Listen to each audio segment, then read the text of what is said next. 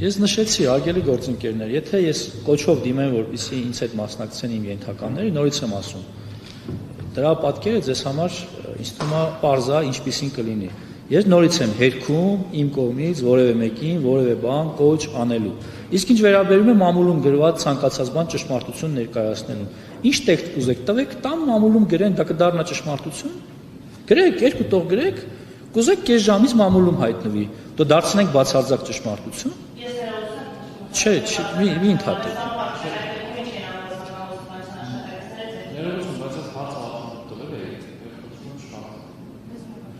Հարգելի գործընկերներ, ես նշում եմ, որ այն մարդիկ, ովքեր մասնակցել են ոչ քաղաքական, կրոնական ակցիայի կամ երթին, ուխտերթին,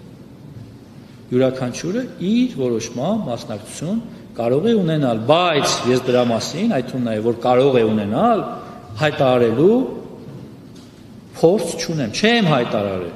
Իսկ եթե ես այսօր ասեմ, գիտեք, հարգելի գործընկերներ, Կիրակի օրը այսինչ տեղը նման բան կա, այ գիտեք, դուք ազատ եք գնալ։ Այդ կնշանակի, որ ես թաքնված կոչ արեցի, ասում եմ, չեմ արել։ Նորից եմ ասում, որ ես կոչ անեմ, դրա արդյունքը կլինի շատ ակներև, բայց ես այդ կոչը չեմ պատրաստվում անել։ Շնորհակալ եմ։